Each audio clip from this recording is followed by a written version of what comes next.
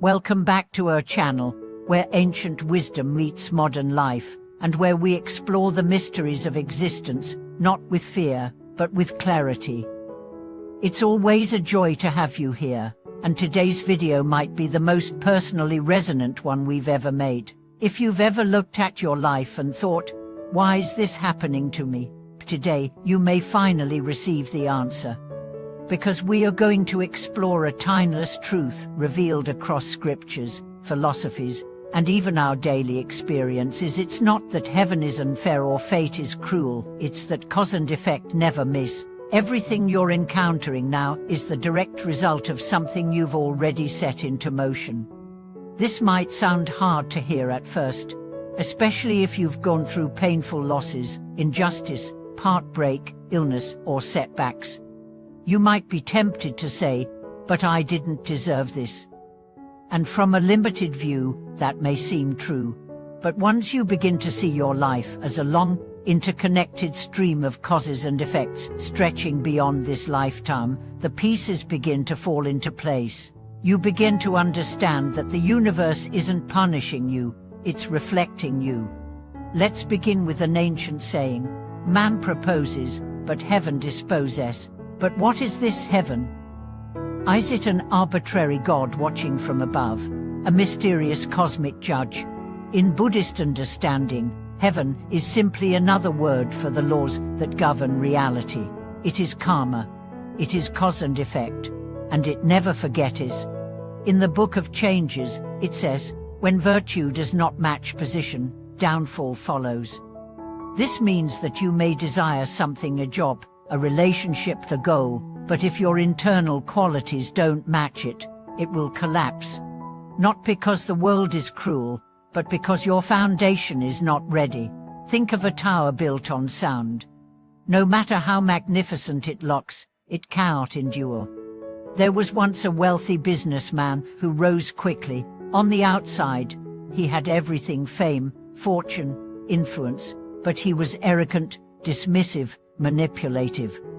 Behind the scenes, he mistreated employees, cheated clients, and boasted about his luck. For a time, it seemed like he could get away with anything, but karma is not in a rush. Eventually, a scandal broke, lawsuits followed, his health declined, friends disappeared, and in his solitude, he asked, "Why me?" But the answer was already written in his past: each action a seed, each seed a future. You see, cause and effect is not just about big, dramatic moments. It's about the subtle ones. The times you chose kindness over anger, the times you lied to protect yourself, the times you offered help when no one asked. All of it matters. Every smile, every insult, every intention. The universe is a perfect mirror, not judging, just reflecting. Let me tell you a story from ancient China. There was a humble farmer who, every day, placed a bowl of water by the roadside for thirsty travelers. He never asked for anything. One day, a nobleman passed by, drank from the bowl, and asked the farmer, "Why do you do this?" The farmer said, "I don't know who may pass, but I owe thirst." Years later, that nobleman became a government official. A drought struck, and the region suffered. But remembering the farmer, he sent supplies to his village.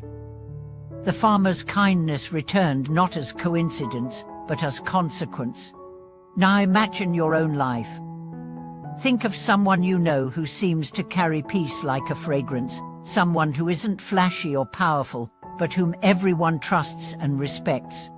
Why? Because their life echoes with invisible blessings. They've planted seeds of patience, compassion, and humility.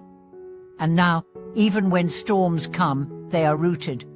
On the other hand, consider those who constantly complain that nothing goes right. But if you observe closely, you may notice that they sow negativity daily. They gossip, they compare. They expect more than they give. Their life is not cursed, it's cultivated. And what they're harvesting now is what they've unconsciously planted. But here's the most beautiful part of this truth: you can change it. Karma is not destiny. It is momentum. and momentum can be redirected. The moment you become conscious of your actions, your speech, and your thoughts, you begin rewriting your future. Yes, the past has set some things in motion, but the present is your steering wheel. Right now, you can plant a different seed. Start with your words. Speak less harm, speak more truth, speak what uplifts. Then, act with awareness. Help where you can, forgive where it's hard, delay gratification when possible, and finally, think wisely. Let go of resentment, cultivate gratitude. Visualize joy, not fear. I remember a story shared by a Buddhist teacher. A woman suffering from chronic illness came to him and asked, "Why is this happening to me?"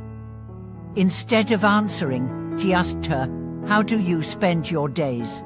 She described a life filled with anger, stress, and control. He gently said, "Your body's tired of carrying so much force." He didn't blame her. He showed her the mirror. She began meditating, journaling, expressing instead of suppressing. Over time, her body began to heal, not because of a miracle, but because the cause had changed. Another lesson: the more attached you are to something, the more likely your karma will unfold there. If you cling to wealth, your tests may come through loss. If you cling to relationships, your lessons may arrive through heartbreak. This isn't punishment, it's purification. Karma targets your attachments to help you see what's real and what's illusion. So if you're going through pain right now, ask not, "Why me?" but "What is this teaching me?" If things are falling apart, perhaps they were never meant to stand. If people are leaving, perhaps they were never meant to stay. If success eludes you, perhaps it's preparing you to handle it better. Life is not a straight line, it's a spiral. Each experience brings you back to a deeper version of the same lesson until you finally learn it. So, how do we live aligned with this truth? First, take radical responsibility. Everything you think, say, and do matters. You are not a victim. You are a creator. Second, practice reflection. End each day by asking, what seeds did I plant today? What did I nurture? What did I neglect? Third, develop patience. Not all karma ripens instantly. Some blessings take time. Some lessons need seasons. Trust the timing. Fourth, serve others. Nothing purifies karma faster than sincere, selfless service. When you uplift others, you rise with them. And finally, keep your heart soft. Life will harden you if you let it, but the softest heart is the most powerful one because it bends but never breaks. Thank you so much for watching this video. If this message touched your soul, if you've experienced karma unfolding in your life, whether as pain, transformation, or unexpected blessings, please share your story in the comments. Let's remind each other that we are not alone and that we are not trapped. We are evolving. If you found this video meaningful, don't forget to like, subscribe, and help us spread these truths. Someone out there is waiting for the seed of wisdom you now carry. Until next time, live consciously, choose wisely, and trust the sacred unfolding of your journey.